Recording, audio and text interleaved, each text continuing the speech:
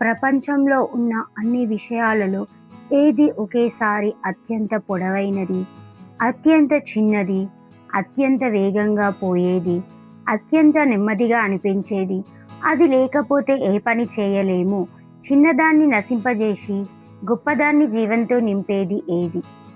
దానికి సమాధానం స్పష్టంగా టైం. సమయం నిజంగా మనిషికి ఉన్న అత్యంత విలువైన సంపద.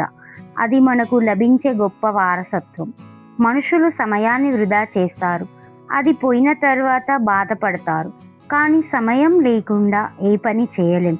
గొప్ప పనులు చేసినప్పుడు సమయం వాటిని శాశ్వతంగా నిలబెడుతుంది. సమయం డబ్బు లాంటిదే. అది ఎంత తక్కువగా ఉంటే అంత జాగ్రత్తగా ఖర్చు చేస్తాం. ఈ గొప్ప మాట మనకు ఒక ముఖ్యమైన విషయం చెప్తుంది.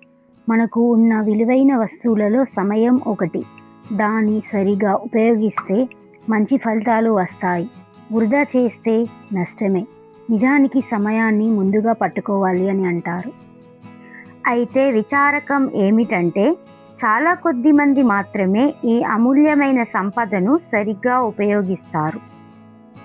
అందుకే మనం సమయాన్ని సరిగ్గా పంచుకొని ఉపయోగించాలి. ప్రతి గంటకు సరైన పనిని నిర్ణయిస్తే సమయం వృధా కాకుండా ఉంటుంది. అలసత్వం అనేది ఎన్నో చెడు అలవాట్లకు కారణం. ఇది భూమిపై ఉన్న గొప్ప సత్యాలలో ఒకటి అని జ్ఞానులు ఎప్పుడో చెప్పారు. అథర్వ వేదం ప్రకారం సమయం అన్నిటిలో వ్యాపించి ఉంటుంది.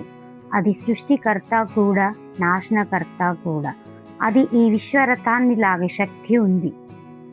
ఒక్కసారి పోయిన సమయం తిరిగి రాదు. సమయం అమూల్యమైనది. సమయాన్ని వృధా చేయకుండా సరిగ్గా ఉపయోగిస్తే మన జీవితం విజయవంతం అవుతుంది.